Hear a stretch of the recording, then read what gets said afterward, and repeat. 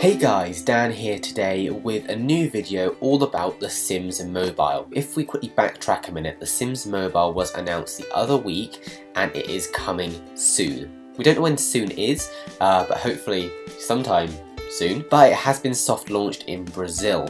So soft launch is essentially where, they release the game to a certain market and that helps them test it and start rolling it out gradually before they unleash it on the entire world. And it's a common practice when it comes to new games, apps and all those other things. Go back to 2011, The Sims Social, which was a Facebook game, was soft launched in the UK before anywhere else. I want to go through frequently asked questions all about The Sims Mobile, as it's attracted a lot of questions as to whether, whether it affects The Sims Free Play, whether it affects The Sims 4 development because it's by Maxis, and all these other things, and we're going to answer them all here in this video. So the burning question on everyone's mind is The Sims 4 team the same team that develops The Sims Mobile?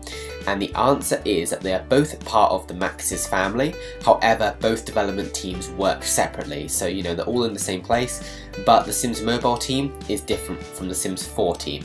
So working on the Sims Mobile doesn't mean nothing's being done on the Sims 4 and vice versa. But the Sims Mobile team is actually built up of some talented people who have actually worked on the main Sims games over the years, and also a mixture of people who come from a mobile background.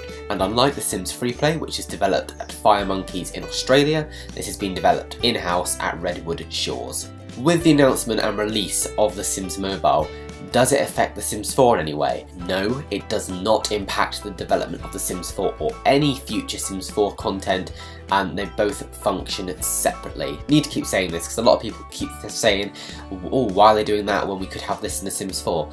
Don't worry, two different teams. They're not like plucking people away to work on just mobile games. The main PC game is fine. And as well, The Sims Mobile looks a lot like The Sims 4 in the way, just the art style and the way it looks on objects within the game.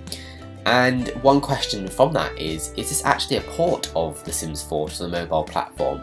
And it's not a direct port, it's a brand new addition to the Sims family.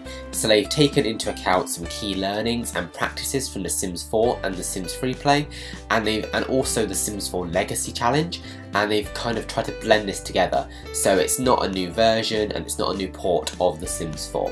So it's a completely new experience. And the inspiration behind The Sims Mobile is that they've been inspired by the creativity of the Sims community and also the Legacy Challenge, which has been one thing that they keep saying has stood out for them, and they've taken this and incorporated that and other elements to create the Sims Mobile experience. And I mentioned a minute ago that The Sims Mobile has a very similar art style to The Sims 4, and that's because one of EA's goals was when they created The Sims Mobile, they wanted to kind of unify the way that it looks so that players can tell, whatever device you're on, that they are playing a Sims game. So it's bringing it all closer together.